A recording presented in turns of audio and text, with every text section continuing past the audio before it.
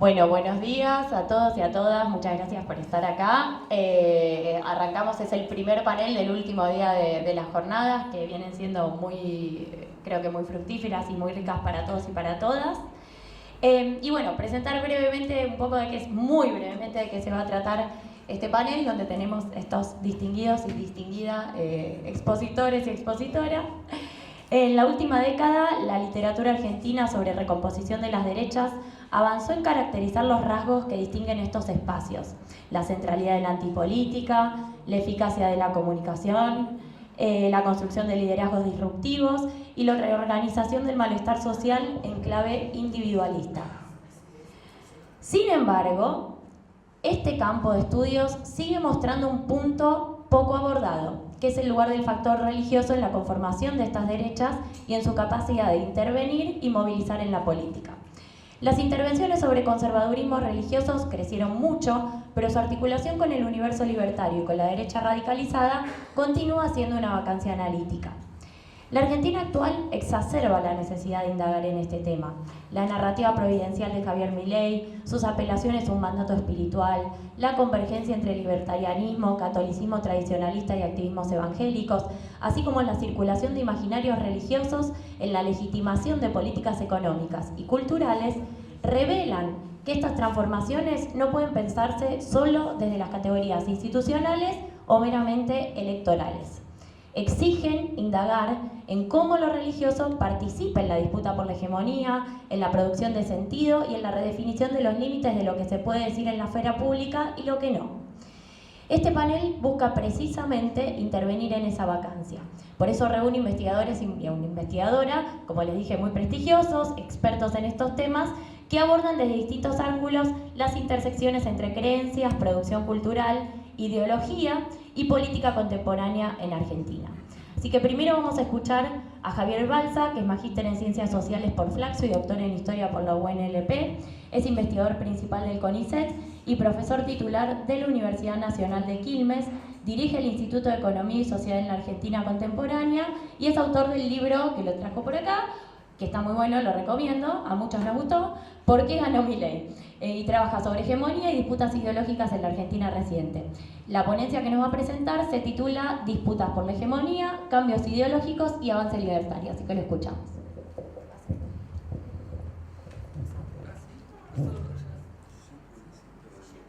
Bravo, Sol, gracias.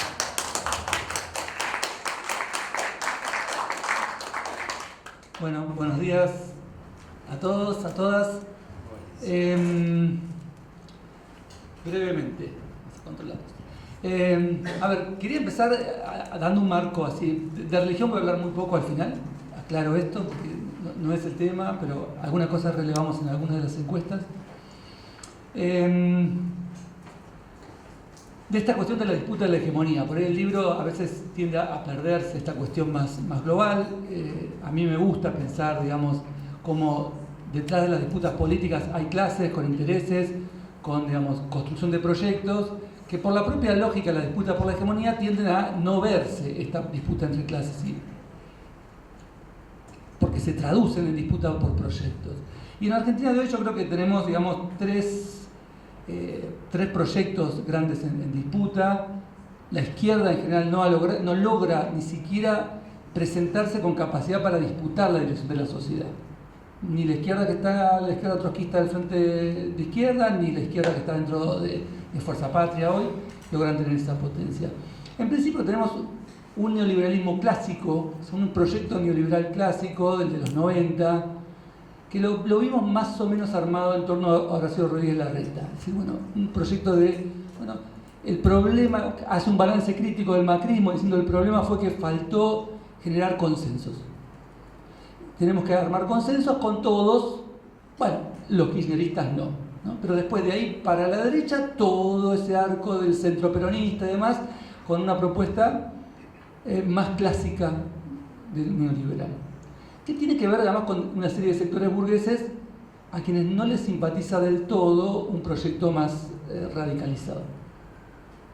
Este es ese proyecto que fue fuertemente derrotado. En 2023, con Horacio Rodríguez Larreta, que apenas llegó al 11% de los votos, recordemos, con todo el apoyo financiero, pero además toda la dirigencia política neoliberal estaba ahí, incluso Esper. A veces la velocidad de la dinámica política argentina nos hace olvidar. Y fue el gran derrotado en estas elecciones de octubre. Provincias Unidas, que sería más o menos la traducción política de ese proyecto, no llega al 7% de los votos. Incluso tiene derrotas fuertísimas en el interior del país, en sus propias provincias, ¿no? Después tenemos el proyecto clásico de conciliación de clases, muy dividido internamente en dos versiones, la opción más neodesarrollista, muy cercana en muchos elementos a la propuesta que vimos recién, vamos, y que fue además la que se tradujo en términos de candidaturas. Recordemos, Scioli, Alberto Fernández, Massa. Y luego una propuesta más radical, jacobina, me gusta llamarla a mí, que hoy tiene problemas, además muchos problemas internos para presentarse como una propuesta clara de qué es lo que le está proponiendo la sociedad. Esencialmente porque la burguesía se ha ido muy pocos a la propuesta neoliberal clásica y casi toda a la propuesta ultra neoliberal con rasgos autoritarios. Se ve muy clarito en el capitulito que tiene el libro de Berkovich. Se lo recomiendo porque es muy claro en eso. Como la burguesía, incluso uno de los entrevistados dice, nos equivocamos todos, vos, Macri, yo, se podía hacer un ajuste salvaje que la sociedad no iba a estallar. Ahora, la propuesta de conciliación de clases queda girando muy en el vacío. El ejemplo más fuerte es la socialdemocracia europea, ¿no? O sea, tiene un problema de que una de sus patas, que es la burguesía, dice, no, yo no quiero tener ninguna conciliación de clases. Cuando le llamaba Feletti a los empresarios, decían, no, yo no quiero negociar nada ahora con vos. Como si negociaban cuando era secretario de Comercio con Cristina.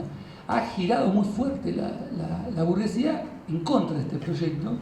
Es un fenómeno mundial. Pero igual contiene este proyecto por cuestiones identitarias, por cuestiones defensivas, por una serie de cosas, un tercio de los votos. O sea, el peronismo, el panperonismo sigue teniendo esa base. No ha desaparecido como en otros países. Y lo que tenemos, sí, con mucha más potencia y un proyecto claro, es este neoliberalismo recargado, neoliberalismo con ultra, porque sintoniza con los proyectos, digamos, cuando uno ve un fenómeno en un país, en dos países, cuando lo ve en muchos países, tiene que pensar que es un fenómeno orgánico, es decir, hay algún sector de la clase, de la burguesía, que está apoyando claramente este proyecto, y son estas mega burgueses, ¿sí? Estos super mega empresarios, que lo apoyan sin ambages y que incluso participan en el gobierno de Trump, como Elon Musk, se retira, pero después vuelve, quiero decir. Porque hay un proyecto ahí fuerte, un proyecto que se liga además con tasas de ganancia 4 veces más altas que el resto de la burguesía. Hay unas mediciones de un comité que hizo Obama en 2014 que ya daban esos números, ahora debe ser más. Y que se liga además con el capitalismo de la vigilancia, ¿no? Recomiendo el libro de Zuboff, El capitalismo de la vigilancia, porque explica todos estos mecanismos con lujo de detalles. ¿Y por qué este proyecto necesita que no haya un Estado democrático que lo regule? Algo que 40 años atrás era lo normal, hoy lo aceptamos. Aceptamos que las redes nos roben información, manipulen nuestros deseos, todo eso que aceptamos todo el tiempo cuando hacemos aceptar y continuar, y que no haya regulación estatal. Ellos necesitan un capitalismo sin regulación estatal. El balance de sus intelectuales orgánicos es que el neoliberalismo de los años 80 y 90 se quedó corto, dejó demasiado Estado para su proyecto global. Y por eso es que apuestan a estos proyectos de degradación democrática o directamente autoritarismo. Hay que empezar a entender por qué pasa eso. No es de casualidad. El problema mayor que tenemos es que ese proyecto sintoniza muy bien con un neoindividualismo generalizado, que debe tener bastante que ver con la smartphonización de nuestras vidas. Está muy lindo el libro de Alejandro Grimson que está disponible sobre las nuevas derechas y las subjetividades. Es muy fuerte esto. Acabamos de hacer a principio de año, y lo estuvimos analizando, todavía estamos, 40 entrevistas a jóvenes entre 20 y 25 años. En general, ya un detalle es que quisimos hacerlo de egresados de escuelas más bien populares, de clase media. Conseguimos, por nuestros equipos de investigación, que entrevistaran a sus ex compañeros, Sin embargo, nadie le respondía. Les clavaban el visto sistemáticamente, ¿no? O sea, algo extraño. O sea, tu compañero de secundario te dice, che, necesitamos hacer una entrevista. No. Y solo terminaban respondiendo la entrevista gente que está haciendo estudios terciarios o universitarios, en su gran mayoría. Pero aún con este sesgo, lo que asombra, las entrevistas duran media hora y están hechas por otros estudiantes, estudiantes o recién graduados. Y los primeros 20 minutos es sobre su vida, qué sueñan, qué esperan de la vida, qué expectativas tienen, qué relación, vínculo de pareja tienen, ¿sí? Y recién al minuto 20, más o menos, empiezan las preguntas, un ping-pong de preguntas ideológicas y preguntas políticas. Hasta el minuto 20 uno no puede adivinar qué posición ideológica va a tener la persona. Todos y todas son extremadamente individualistas y no conectan nada de su vida con el proyecto de país, con el contexto global, etc. Todo es yo. En su proyecto de vida nunca aparece alguien más. No juegan al fútbol, van al gimnasio. La mitad no tiene pareja, ni le interesa tener pareja. Y a veces sí, me voy a vivir con mi novio porque me conviene, porque ahora no tengo que hacer tanto viaje. O sea, dicen cosas muy fuertes. No, formar una familia me cortaría las piernas. Uy, esto sonó demasiado duro, te lo digo de otra manera. ¿No? Pero se dan cuenta que suenan, creo que decía Sorete, pero digo, entonces, eso es muy, muy fuerte y además no sueñan casi nada. Yo sé que una casa ni un auto nunca voy a poder tener. Alguien que está yendo a la universidad. Fijan sueños de muy corto plazo. Fijan sueños de, bueno, y conseguir un trabajo.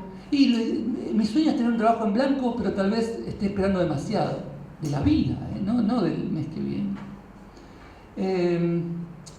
Entonces, en ese contexto, el neoliberalismo ultra avanza. Y esto hace rima con muchas cosas, ¿no? Con un discurso de crueldad. Bueno, en el texto se analiza cómo en el neoliberalismo nosotros hicimos 15 encuestas grandes, de 3.000, 5.000 casos, 60 preguntas, tratando de ahondar sobre estas cuestiones, deseos, ideología, etc. Se ve muy clara la reacción neoconservadora, ¿no? Frente a esa especie de avance del progresismo, de lo políticamente correcto. No. 40% de las mujeres son claramente antifeministas. Acabamos de hacer una encuesta, mis estudiantes, contactos en Quilmes, las mujeres que votan a Libertad Avanza son más antifeministas que los hombres que votan a Libertad Avanza.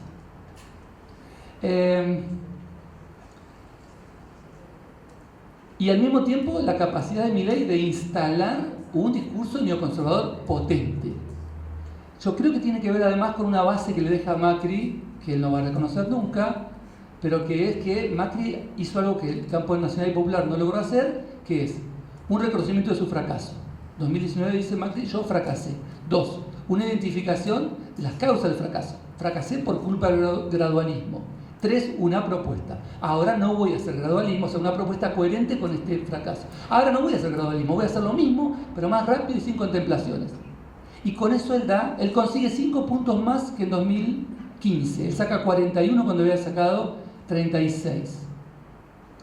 Y además de eso, consigue instalar una discursividad que los medios afines a él y no tan afines de la derecha reproducen sistemáticamente 2020, 2021, 2022, instalando otro proyecto, el neoliberalismo ultra. Y viene Milei y lo sube 2 o 3 grados más arriba. 2 o 3 grados más arriba diciendo cosas que nunca nadie había dicho. Por ejemplo, hay que acabar con la justicia social. Ni Alzogaray lo había dicho. Ni Macri, por supuesto. Él en 2 años consigue que 1/3 de la sociedad argentina diga sí, hay que acabar con la justicia social. Y de los varones jóvenes, 54%. Y de sus votantes, casi todos. Consigue que el 60% de la población adhiere a la idea de que tiene que haber mucha desigualdad. ¿A usted le parece bien que un empresario gane 100 veces más, no 10, como dicen muchas encuestas internacionales, 100 veces más que un obrero o un empleado suyo? Sí. 60% dice que sí o que bueno, que así es el mundo. Entonces, esto es muy potente. Y encima, las dos reacciones, la reacción conservadora y el neoliberalismo recargado, se correlacionan fuertemente. ¿Qué quiere decir? Que no hay neoliberales liberales en lo político-cultural. No hay nadie. En las encuestas uno siempre dice, bueno, aunque sea 50 casos en 5.000 tiene que haber. No. no traje el power, pero ahí no hay nadie. Por eso Lilita Carrió desaparece, por eso, ¿cómo se llama? Lipovetsky, ¿se acuerdan de Lipovetsky? Desapareció, en la última interna estuvo con Bullrich, ahora se presentó. No tiene electorado. Por eso Roy Alerta saca 11%. Porque todos los neoliberales son conservadores cuasi autoritarios. Los votantes de Bullrich eran más a la derecha todavía que los de Milei en ese plano. O sea, el núcleo duro de Milei no son sus votantes de las PASO, de la primera vuelta. Son esos más los votantes de Bullrich en las PASO. Por eso van juntitos y no hubo problema. El 80% de los votantes de Bullrich, a 3 días del acuerdo, Macri, Milei, Bullrich, decía sí, yo estoy de acuerdo con el acuerdo. Por eso además ningún dirigente de Juntos por el Cambio salió a posar a Massa. Unidad Nacional, vengan, no. Porque no hay base. Ahora, del otro lado, afortunadamente, todos los nacional populares o de centro izquierda en lo económico somos progresistas. No hay nacional populares en lo económico y conservadores en lo político. Por eso Guillermo Moreno saca 1% de los votos. Porque ahí hay algunos casos, eso, 1 o 2%. En el medio hay gente bastante confundida. En el medio, entre los que son un poco neoliberales, un poco ahí, en el medio, digamos, 50 puntos en cada una de las escalas, ahí hay gente, nosotros le preguntamos, para usted la sociedad argentina, y era un dibujito, ¿no? Y un texto. Son muchos sectores, hay muchos sectores y ninguno se impone sobre los demás, o hay una minoría, y un dibujito, este es un globo con muchos globitos, o hay una minoría, un circulito, que se impone una flecha a la mayoría de la sociedad. 75% dijo eso. O sea, tiene una visión de conflicto de la sociedad. Bien, diríamos. Ahora les preguntamos, ¿y quién es esa minoría? Pregunta abierta, codifiqué yo, 2000 y pico de casos. 1% escribió la casta. O sea, el discurso anticasta, así dicho, no interpeló a nadie. Por eso ahora nadie dice, uy, no, ahora la casta, vieron que todo el discurso de la casta. No, nadie votó a Milei por la casta. Sí, hay un 10-15% que dice los políticos corruptos, ¿sí? Pero la mayoría dicen las feministas, el movimiento LGBTQ, y escribían todo, los sindicalistas, la izquierda, los kirchneristas, los piqueteros. 50% decía eso, solo 20% decía la gran burguesía, los terratenientes, el círculo rojo, algo por el estilo. Y esos, los que están en el medio, son los que terminaron desequilibrando el triunfo de Milei. Eso más el antikirchnerismo, digamos, de los medios, que logró, digamos, una posición muy antikirchnerista en la gente, termina desequilibrando. A veces nos quedamos con el resultado, uy, ganó Milei. Bueno, 44% votó a Massa. Y ese 44% ideológicamente es muy sólido. A ver, ¿qué quiero decir con esto? Uno, nadie votó a Milei equivocado. Todos los votantes de Milei, cuando uno le hace una serie de preguntas, digamos, 6 preguntas, 10 preguntas sobre las cuestiones neoliberales, respondía correctamente. ¿Sí? Es cierto, si uno entrevista a esa persona no va a tener un discurso como el de Milei, pero cuando le preguntás el Estado no. Cuando le preguntás desigualdad sí. O sea, nadie vota a Milei equivocado. Y nadie votó a Massa equivocado. Digo, para no hacernos el harakiri, hay una base de gente, que es casi la mitad, que está claramente en contra de este proyecto. ¿Para qué logró Milei entonces? No ganó por el voto bronca. No es que la gente tenía bronca y votó al primero que se le cruzó. No, Milei logró convertir la bronca en esperanza. En esperanza en un proyecto horrible, pero un proyecto bastante claro y muy coherente. Si hacemos mierda a los derechos de los trabajadores, reducimos las jubilaciones, reducimos drásticamente los impuestos, tal vez la burguesía argentina reinvierta en el país, no fugue el dinero y el país crezca. El país hace 15 años que no crece. Es un proyecto coherente. Y mucha gente, con mayor o menor grado de comprensión sobre esto, lo piensa así. Hoy el 70% de los que lo votaron, en la encuesta que hicimos ahora en el conurbano, dice que lo votó para apoyar el proyecto, no para que no vuelva el kirchnerismo, no porque todo iba a estallar, para apoyar el proyecto. La gente responde en las entrevistas, quiero tener esperanza. Ya no tienen esperanza, pero quieren tenerla.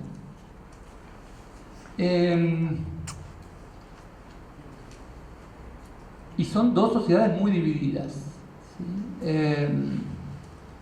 Hicimos una pregunta un poco graciosa, que dudamos si iba a funcionar o no, en esta encuesta de 400 casos de contactos de estudiantes, un taller de... Pero es lo que tengo porque ya no tenemos financiamiento para hacer la encuesta. ¿Qué haría usted si un conocido suyo sube en las redes sociales: estos del conurbano votan así porque les gusta cagar en un balde? Y fue una frase que dijo, para los que no son de acá, un economista, después un par de gente más, cercano al gobierno, cuando fue las elecciones del 7 de septiembre de este año, donde perdió la Libertad Avanza fuertemente. El 80% de los votantes de la Libertad Avanza dice que no haría nada porque comparte lo que dice eso, comparte parcialmente eso, o ni le va ni le viene.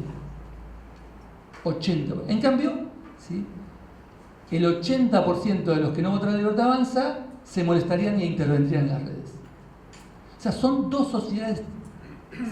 Incluso los votantes de la Libertad Avanza ni siquiera se molestarían. Hay un porcentaje que se molestaría pero no haría nada, ese 20% que queda, ¿no?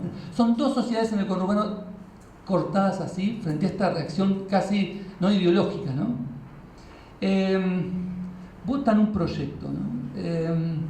Y entonces, y cuando votan ese proyecto lo votan más en términos económicos que en términos de batalla cultural. En la batalla cultural es donde el gobierno ha estado perdiendo niveles de adhesión.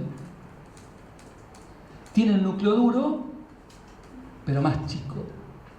Donde hay apuesta es en lo económico. De hecho, en esta encuesta intentamos ver, uno de los estudiantes intentó ver la relación, si lo apoyaban por el rumbo económico del país o por su situación económica personal. ¿Cómo está en su situación económica personal y cómo está el rumbo del país?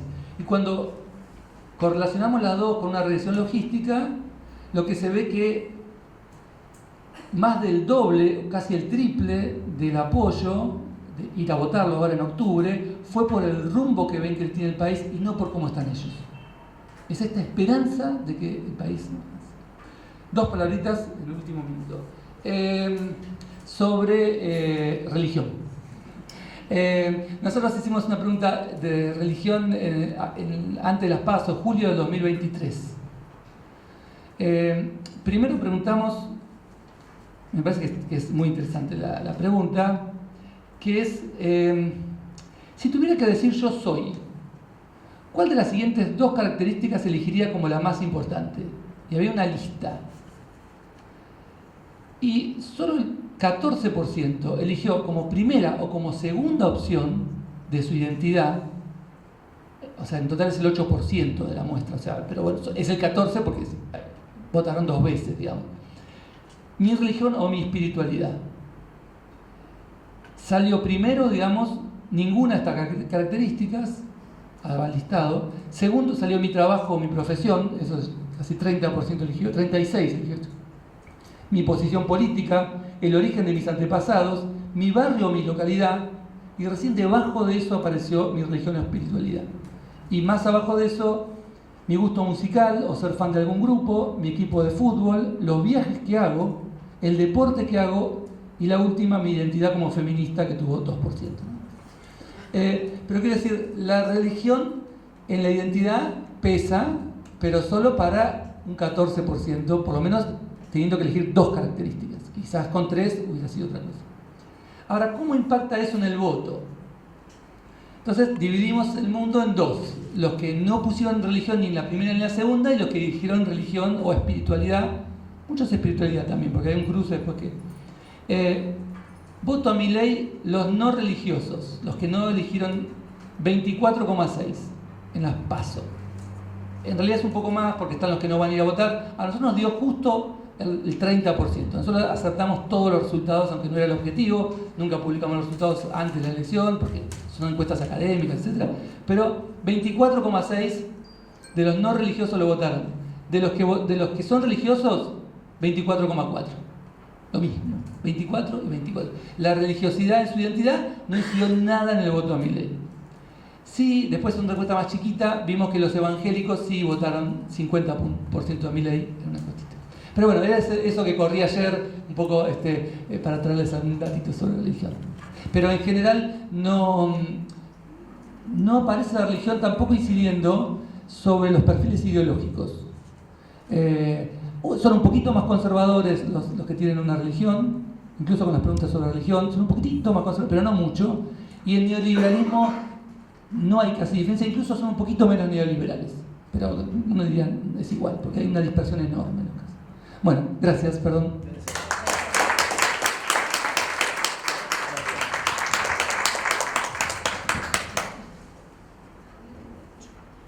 Bueno, muchísimas gracias, Javier. Y ahora entonces paso a presentarla a Analía Goldentul, que es socióloga y doctora en Ciencias Sociales por la UBA, becaria postdoctoral del Centro de Estudios y Políticas Públicas del Libro, CPPL y DAES. Investiga activismos de familiares de militares y más recientemente la configuración de las derechas a través del libro y la edición.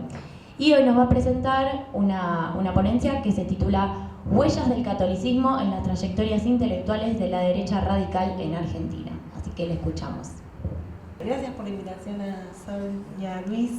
Yo no soy experta en religión, pero ustedes ya lo saben. Vengo trabajando hace ya varios años con... Ustedes sí, acá están los verdaderos expertos, Verónica enfrente. Vengo trabajando hace varios años con activismos de militares, familiares de militares condenados por crímenes de lesa humanidad. Después me fui hacia jóvenes de derecha, intelectuales de derecha. Y la religión en estos espacios es una marca muy fuerte, el catolicismo en particular, pero nunca lo pensé como objeto de estudio. Así que con esta invitación me puse a pensar algunas huellas, algunos rastros del catolicismo en los entrevistados. Una tarea muy ardua, muy difícil, así que voy a apelar a un valor católico que es la compasión, porque no sé si voy a hacerlo bien. Nosotros, con otro colega que es Ezequiel Saferstein, venimos trabajando hace ya varios años con los intelectuales de derecha, con los autores y también con los lectores, con toda una trama. Ese núcleo duro que te refería Javier antes, en relación a lo que es la batalla cultural. Y lo pensamos desde el campo editorial, cultural, o sea, cómo esos espacios o cómo esa idea se materializa en ferias de libros, en eventos, en presentaciones. Empezamos en 2018, cuando Javier Milei ni siquiera era una posibilidad electoral, se asiente en ese entonces, se hablaba de Olmedo, no sé si se acuerdan del candidato como una opción más plausible. Entonces empezamos a ir a los eventos de Nicolás Márquez y Agustín Laje, que son los referentes principales intelectuales de este espacio, un espacio del cual ellos son caras muy importantes, pero todo un espacio de autores que no se agota en ellos y que los ve, o sea, no solo los lectores, los seguidores, los fans, sino otros escritores los ven a ellos como referentes, quieren seguir su camino, se fijan en sus pasos, en las decisiones que tomaron, porque quieren, digamos, que sus ideas sean escuchadas, valoradas, consideradas como las de ellos. A Nicolás Márquez, yo supongo que lo tienen, es un autor de Mar del Plata, abogado por la Universidad Nacional de la ciudad. Sus amigos de la carrera lo definen como un animal político nato, en la carrera podías estar horas discutiendo con él. Se entusiasmó mucho cuando era joven con la caída del muro de Berlín, se afilió a la UCD, abrazó los principios del liberalismo, pero tras ese recorrido liberal decidió ingresar al Opus Dei. Esa es la primera huella que encuentro en la trayectoria de Nicolás Márquez ligada a la religión. Y así empezó a virar hacia el nacionalismo católico. Dice que la cultura de preparación y de estudio dentro del Opus Dei para él fue fundamental y lo ayudó a recibirse de abogado. Una carrera que no llegó a ejercer, pero que pervive en su escritura, en su afán de polemizar, porque dice que la abogacía te prepara para pelear, para luchar, para argumentar. En 2004, cuando el gobierno de Néstor Kirchner estaba empezando, él sacó su primer libro sobre los años 70, es un libro bastante conocido entre los militares, que es La otra parte de la verdad. Tiene un título más largo, pero yo se lo resumo. Tenía 28 años y fue un libro que se adelantó un poco al género que copó las librerías entre 2003 y 2015, esos libros de Reato, de Joffre, que polemizaban con las políticas de derechos humanos del kirchnerismo. Él dice que el libro fue un éxito total, que alcanzó un nivel de ventas inusitado, pero cuando vamos a los números estaba en el puesto 124, por lo menos en la cadena de Jenny, y al año siguiente en el puesto 75. Él dice que igual se pudo comprar una casa, lo cual es una hazaña para los tiempos actuales donde casi nadie vive de los libros. Lo cierto es que ese libro es una esperanza, ¿sí? Lo cierto es que ese libro, más allá de las ventas, tuvo un bastante reconocimiento dentro del mundo militar y llegó a varios jóvenes interesados en polemizar con el kirchnerismo, entre ellos Agustín Laje. Laje en ese entonces era un joven muy chiquito, tenía 18 años más o menos, va a una presentación del libro de Nicolás Márquez y queda fascinado porque, a diferencia de los militares, que son bastante aburridos para comunicar, Márquez era muy irónico, muy ácido, y bueno, Laje quedó embelesado. Y así, digamos, Márquez le encomendó una primera tarea, que es: tenés que escribir tu libro. Y ya tengo el título, tiene que ser la década del 70, que no me enseñaron en el colegio. La experiencia lo marcó muchísimo, de escribir el libro, de dialogar, interactuar con Márquez. Él viajó a la ciudad de Mar del Plata, en lo que Márquez decidió llamar Semana de Formación Anticomunista. Básicamente fue tomar mucha cerveza en la playa y discutir de política horas y horas. Pero bueno, después de esta experiencia, Laje cambió su trayectoria académica, abandonó la carrera de ingeniería y se anotó en Ciencias Políticas en la Universidad Católica de Córdoba. Él tiene una familia católica por el lado de la madre, ligada al ámbito judicial por el lado del padre. Su experiencia en la universidad fue bastante traumática, según cuenta. Lo que yo observo es que la religión en estas trayectorias se cuela sobre todo en el ámbito educativo. Por lo menos en Laje eso está muy presente. Él dice: yo tuve unos problemas inmensos en universidades de América Latina y en la mía propia en particular. Ese año estaba publicando mi primer libro, todavía no me conocían mucho, pero el profesor de filosofía se ve que me identificó y me quería hacer la vida imposible. Y así con varias materias. Mucha hostilidad, me volvían loco. Esos y otros percances fueron importantes para que años después él decidiera continuar sus estudios. Él tiene un recorrido muy institucional en una universidad del exterior, en España, en la Universidad de Navarra. Llegó a su universidad por una invitación de un profesor que trabajaba ahí y dice que es una universidad del Opus Dei, pero que él no es del Opus Dei, y aún así le pareció una buena opción porque es un ambiente en principio católico, conservador, y dice: bueno, voy a poder estudiar en paz, no me van a romper las bolas, perdón por el término. Y ahí empezó, digamos, a interactuar. O sea, para él estos espacios católicos confesionales son un resguardo frente a otras universidades, también católicas en Argentina, donde atravesó un camino más sinuoso. Quería hacer una carrera académica, pero rápidamente el sistema lo desalentó. En sus propios términos, vi cómo vivía esa gente y dije: ni en pedo, sinceramente ni en pedo. No me refiero solo a lo material, me refiero a la locura del paper, que me lo rechazaron porque no sé qué, y ver cómo eso les destruye sus vidas y encima se les viene toda la presión de la universidad porque no publiqué en tal o cual revista. En su libro, digamos, él después, cuando estaba terminando la maestría y comenzando el doctorado, terminó de darle forma a La Batalla Cultural, que es un libro muy grande, que buscó legitimarlo como intelectual.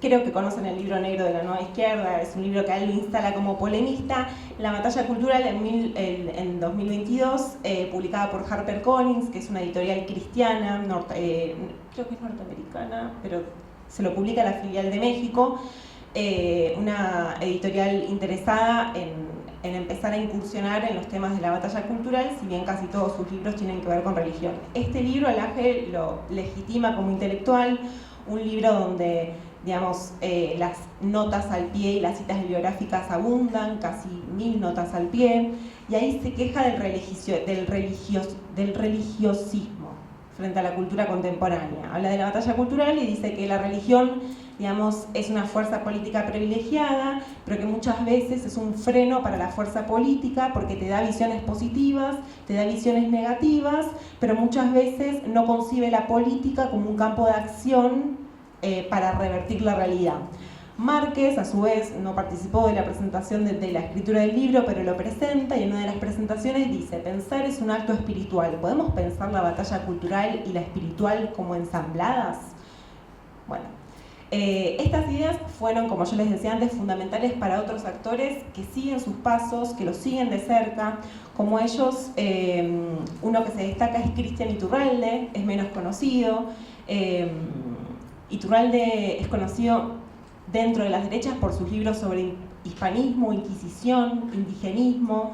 Se hizo un nombre porque reivindica la conquista española, así la llama, y apunta a las poblaciones originarias como uno de los sujetos predilectos del marxismo cultural.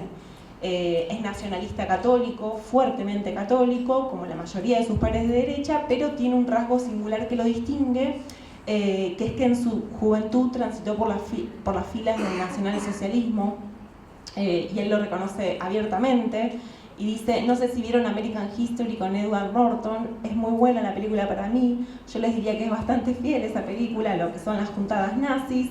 Me acuerdo que los tipos te llaman unas horas antes del evento para que no caiga la policía, porque es completamente clandestino. De todas maneras dice que tenían cosas semi-satánicas, negativas, que no le gustaban. Aparte no había ningún tipo de formación.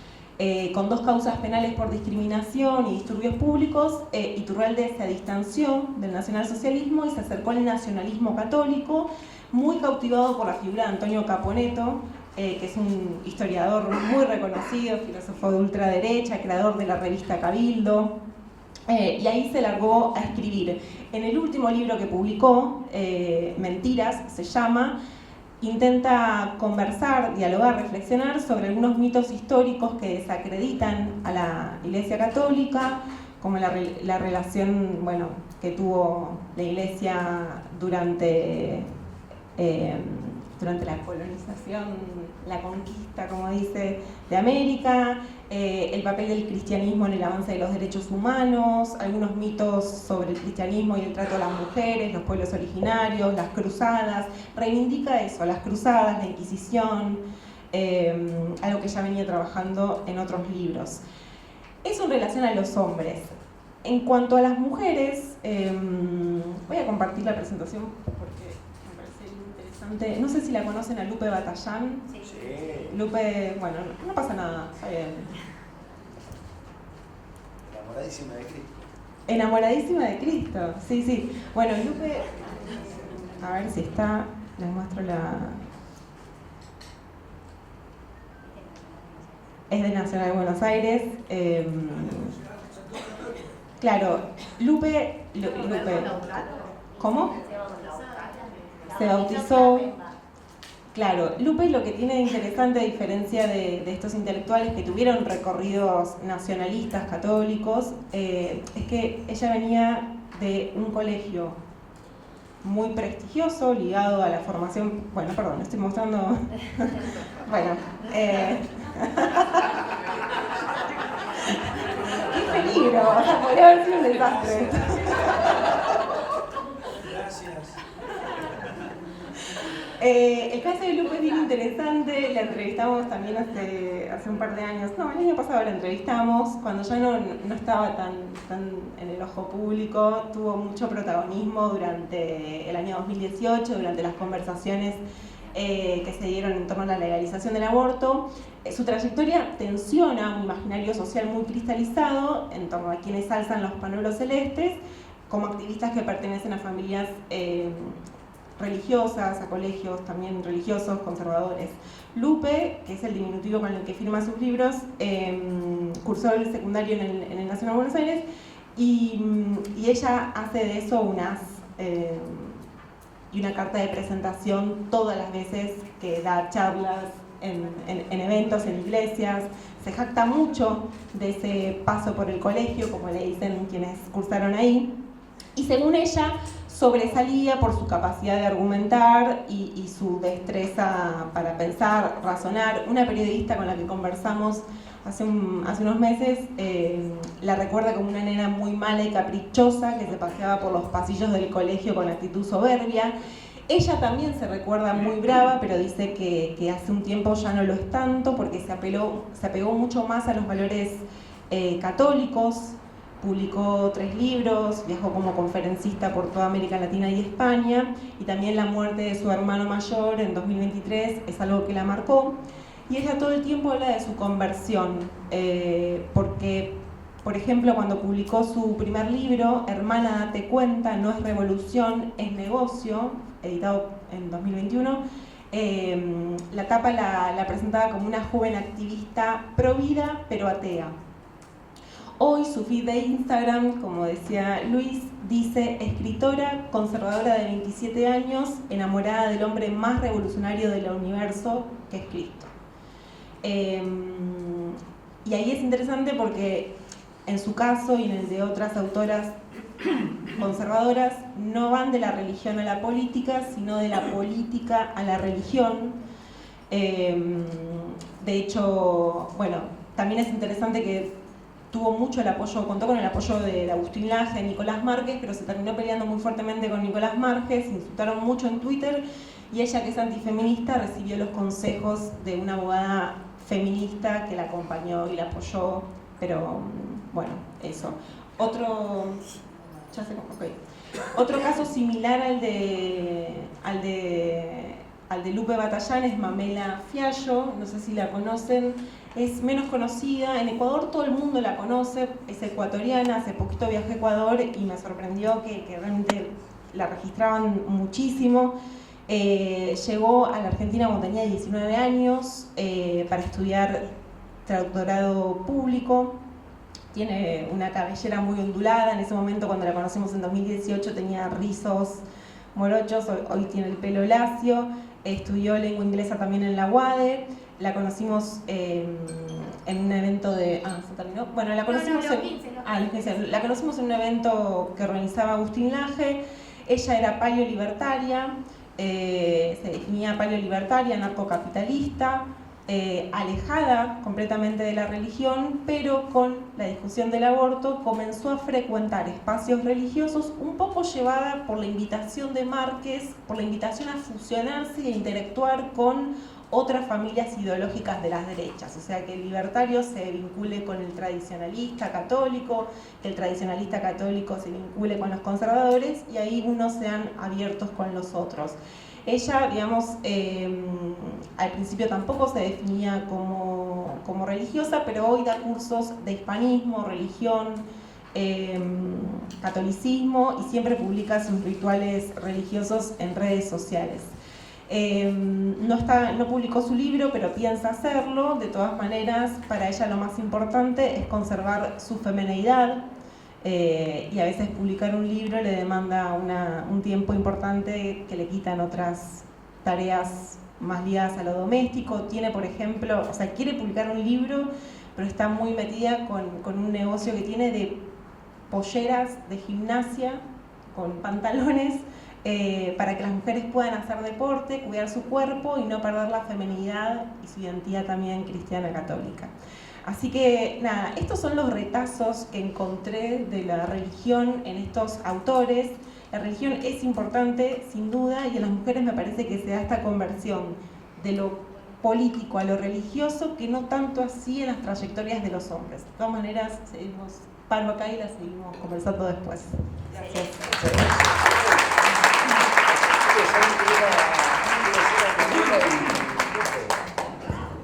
La sigo por Instagram, pero no espectacular, interesante. ¿Para qué te presento, Luis?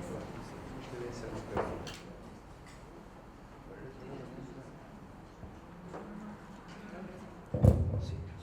Bueno, Luis Donatello, muchos ya lo conocen, es doctor en Sociología por la Escuela de Altos Estudios en Ciencias Sociales de París y doctor en Ciencias Sociales por esta casa de estudios. Actualmente se desempeña como investigador principal del CONICET, profesor titular de la UBA y profesor asociado regular de la Universidad Nacional del Litoral. Y su ponencia se titula, como vemos acá, Recomposición de las creencias en Argentina, individualismo institucionalizado y liberalismo autoritario. Así que le doy. Bueno, muchas gracias, Sol. Mi intención es entrar en los debates planteados. Para priorizar el tiempo no me voy a detener tanto en las referencias a lo religioso de Milei o de los libertarios, sino plantear una discusión categorial que es sobre cómo definir este fenómeno. Están quienes hablan en el mundo europeo de iliberalismo, ¿sí? Otros de populismo de derecha, como sostiene un colega francés a quien respeto mucho, se llama Alexandre Dessé. Este es un eufemismo muchas veces utilizado en Europa para no hablar de algo mucho más incómodo, que es el neonazismo que hay en Europa. Así que poco tiene que ver con lo que pasa en esta parte del mundo. Otros utilizan una categoría, sobre todo de cierta ciencia política, creo yo, mediática e irresponsable, que es nuevas derechas, ¿sí? Como sostiene mi amigo Sergio Morresi, esa palabra puede no decir nada, es muy vacua. A mí me gusta recuperar, un poco me estoy adelantando al final de mi exposición, este término acuñado en la entreguerras por un jurista alemán, Heller, que es el término liberalismo autoritario. En todo caso, en torno a lo que está pasando ahora, vamos a llamarlo así, lo que está pasando ahora, tenemos tres hipótesis: una hipótesis materialista, una hipótesis ideológica, una hipótesis más fenomenológica.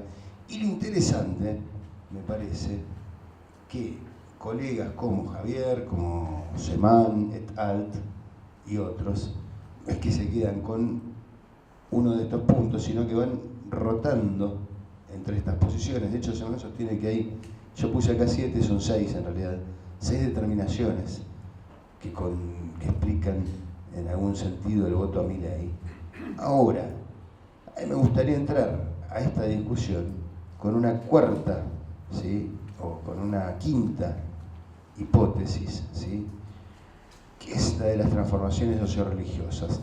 Y acá yo voy a hablar de 3 experiencias que nos atañen y que están estrechamente ligadas a algunas de las cosas que hacemos en el programa de Sociedad, Cultura y Religión, y otras que tienen que ver más con mis intereses individuales. Yo tampoco soy un experto en religión.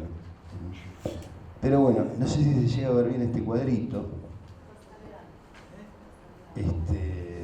No se lee nada. ¿Qué? Sí, yo soy un desastre con todo lo que es diseño gráfico. Yo con todo lo que es diseño gráfico soy un desastre. Pero en la encuesta que hicimos entre 2019 y 2020, 2018, 2019 y 2020, notamos una serie de afirmaciones muy contradictorias y al mismo tiempo que nos estaban llevando hacia un camino que nos dejaba bastante perplejos. Por ejemplo, que una buena parte de la población estaba a favor de otorgar un ingreso a quienes no tienen trabajo, que una amplia mayoría de la población estaba a favor de la educación pública, pero que también una gran cantidad de la población sostenía que los planes sociales fomentan la vagancia, que es la única forma de que el Estado dé un ingreso a los que no tienen trabajo, ¿sí? O que el Estado debe ser más estricto en el control del ingreso a los migrantes, ¿sí? Cosas que... Y en el medio, cuestiones como los derechos de tercera generación no tenían tantas objeciones. Sí, esto puede interpretarse, o algunos lo interpretamos, como una combinación de individualismo extremo con ciertas tendencias autoritarias, ¿sí? Al mismo tiempo, esto posee cierto correlato con transformaciones en autopercepción religiosa, ¿sí?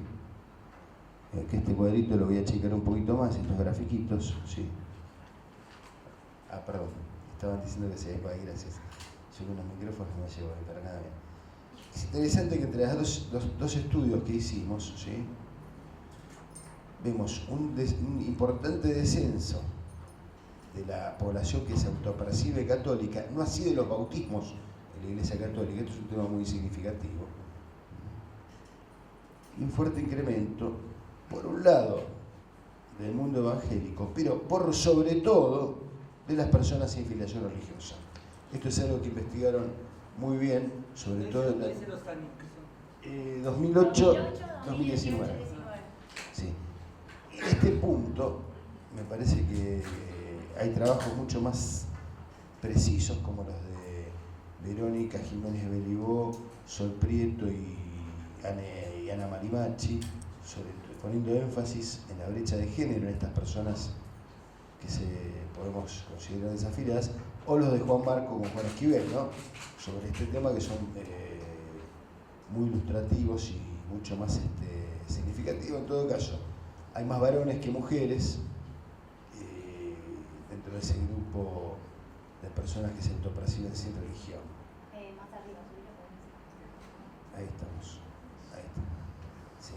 Ahora, primer estudio, primer tema con el cual le podemos entrar desde el punto de vista de las transformaciones socio-religiosas. Todo esto, ¿sí?, es esta cuestión del individualismo con tendencias autoritarias y el incremento de personas que dicen no creer en nada, porque vemos que creer en un montón de cosas, pero bueno. Segundo punto, sobre el cual me gustaría reflexionar, segunda indagación empírica, tiene que ver con el terreno de las políticas sociales, ¿sí? A partir de indagaciones cualitativas que hemos llevado adelante, entre otros colegas, con el joven Matías Hoffman, que está por defender su tesis de doctorado al respecto, comenzamos a ver cómo era el vínculo entre religión y política social durante la era Macri, ¿sí?, tratando de ver si había o no diferencias con el pasado. Y lo que encontramos fue fundamentalmente una serie de continuidades y de profundización de ciertos rumbos. ¿En qué sentido? Una parte de la política social de la primera experiencia kirchnerista se abocó al empoderamiento de las y los individuos. Hay un conjunto de dispositivos territoriales del Ministerio de Desarrollo Social y todo lo ligado a las políticas de juventud, en los cuales se comienza fomentando temas como la posibilidad de narrarse a sí mismas y a sí mismos, la importancia de la individualidad y de la diferencia y de la singularidad. Todo esto es retomado por la gestión Macri y se le da un sesgo muy marcado en temas como coaching ontológico, psicologías cognitivas, ¿sí?, y yoga, y todo un conjunto de elementos que podemos asociar a las espiritualidades nueva era. Entonces, eso nos llamó mucho la atención, porque nuevamente nos está hablando de una política social que se organiza y se cristaliza en torno a esto que Ulrich Beck llamaba individualismo institucionalizado. ¿Hay una ruptura con la experiencia Fernández de Kirchner? No, se sigue profundizando dicha política social. Acá lo tenemos a Mauricio Macri presentando el Plan Nacional de Juventud, a Mauricio Macri con Ravi Shankar, y estos dispositivos que ilustran estos rasgos a los cuales hacía referencia. Ahora, la tercera experiencia empírica en la cual yo me he involucrado mucho más personalmente en los últimos tiempos ha sido la etnografía en los eventos de la Asociación Cristiana de Dirigentes de Empresa, sobre la cual comencé investigando las trayectorias de los integrantes durante la segunda mitad del siglo XX, por diferentes motivos que no voy a exponer acá porque no viene al caso. Corto esa indagación empírica, me paso a investigar en los espacios, la socialización religiosa de líderes empresariales y de jueces federales, pero cuando vuelvo a los encuentros anuales de la ACDE, me encuentro con una serie de sorpresas. Vuelvo en 2024, ahora en 2025 también fuimos con otra colega, ¿Qué nos encontramos en 2024? Primer punto, el evento se desarrolla en el regimiento de patricios. ¿Con los militares? Con los militares. Uno diría, bueno, esto puede ser por una cuestión logística. Lamentablemente no creo que sea una cuestión ingenua esto, ¿sí? Sobre todo porque para el mundo empresarial, desde el 84 hasta hace relativamente poco, el mundo castrense se quemaba, ¿sí? Era algo con lo cual se tomaba distancia por motivos, fundamentalmente, ¿no? Por lo que fue la derrota de Malvinas y los crímenes de lesa humanidad cometidos durante la última dictadura militar. Era llamativo porque se empieza, no puedo pasar los videos, pero están en YouTube, los puede ver cualquiera. Se empieza con el himno nacional tocado por la banda de patricios, por los patricios tocando la banda de patricios tocando marchas castrenses, y en todo momento durante el evento se escuchaba ejercicios de combate de fondo. En un evento empresarial. ¿Sí? ¿Era azaroso? Yo creo que no. Segundo elemento que me llamó la atención, la cantidad de mujeres. A diferencia de otros espacios empresariales o de dirigencia empresarial, acá teníamos prácticamente la mitad de las integrantes, de las socias de ACDE que concurrieron en este encuentro en 2024, y en 2025 pasó lo mismo, eran mujeres. Siendo la propia presidenta de ACDE una mujer.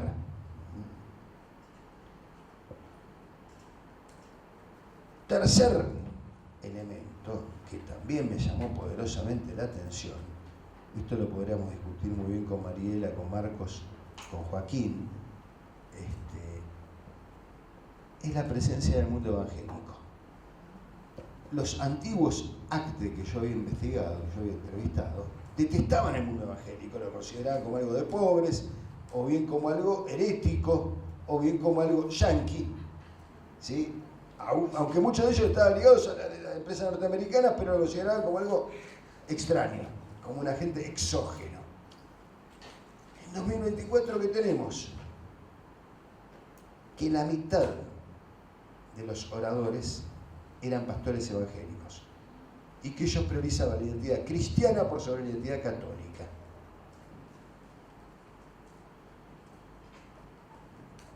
Con pastores haciendo fuerte énfasis en el factor espiritual, cosa que no tenemos por qué dar sentada en el mundo socioreligioso.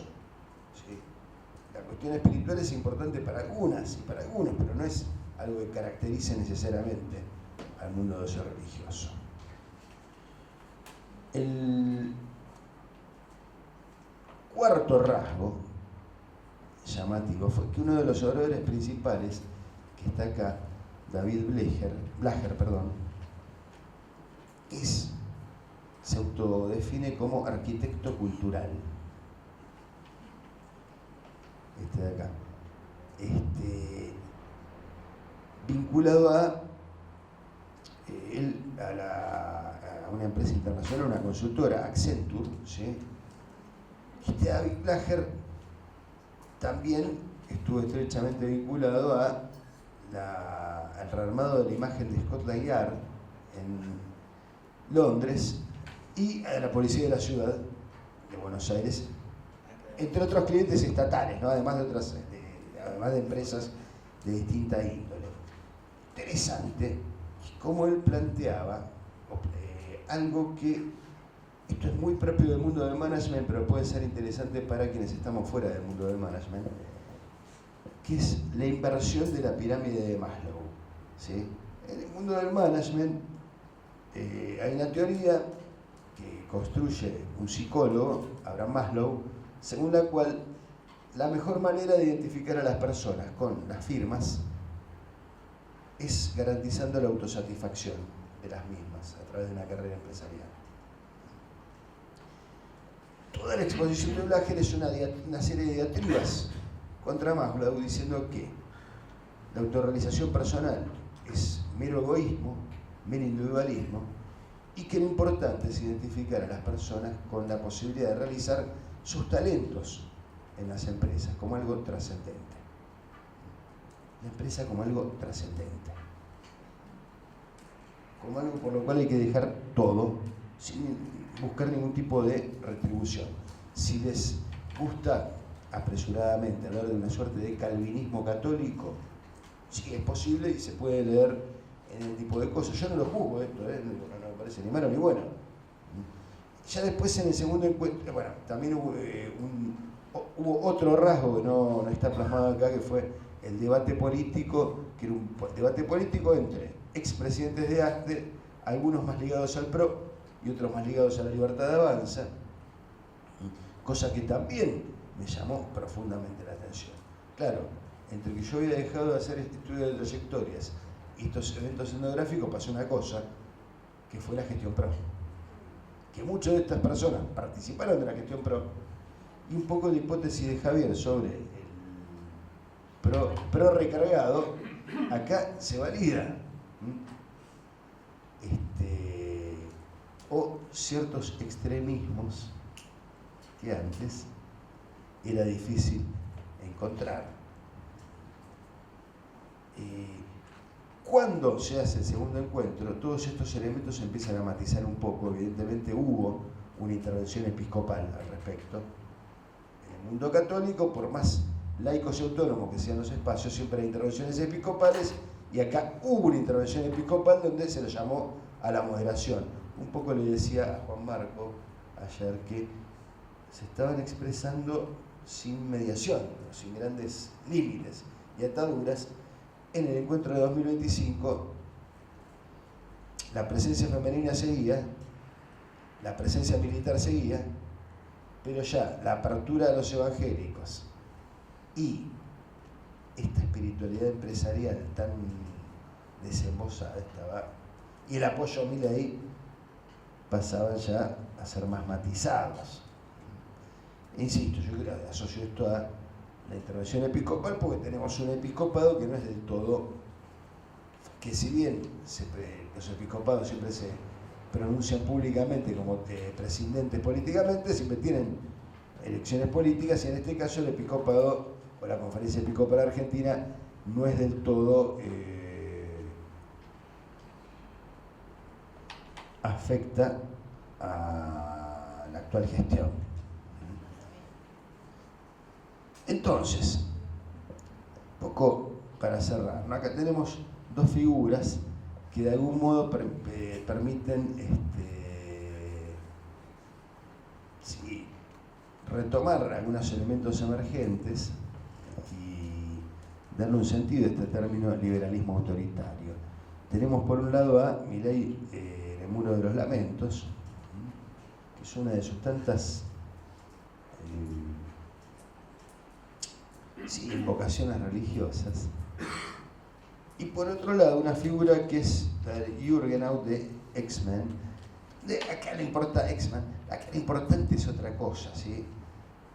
Este término yo lo tomo prestado de Anthony Giddens. Cuando Anthony Giddens escribe a fines de los 80, Consecuencias de la modernidad, sostenía lo siguiente: vamos a vivir ante una época caracterizada por la institucionalización del individuo, por la institucionalización del individualismo, por un conjunto de políticas de la vida, la llamaba Giddens, orientadas a que el proyecto emancipador esté adentro de cada quien. Pero esto no necesariamente nos va a llevar a un mundo más progresista, ¿sí? Puede conducir a eso o puede conducir a otra cosa. Y él identificaba el camino desbocado de la modernidad, de segunda modernidad, van a decir otros, o de las consecuencias de la modernidad, con esta figura hindú del Jürgenau, una especie de gran artefacto sin dirección, sin control, que arrolla todo, ¿sí? Pensando en esa figura, es que tal vez, sin que haya una necesidad ontológica, ¿sí?, este individualismo ilusionalizado, que lo podemos notar claramente en cierto mundo progresista, en cierto proyecto de las nuevas izquierdas con perdón de la palabra nueva, ¿no? Pero la revista New Left Review, la nueva izquierda, la revista de la nueva izquierda, hizo eco de esto y apostó a esto. Ahora es retomado en esta clave, ¿sí? En esta clave, si se quiere, liberal autoritaria. Muchas gracias por su atención.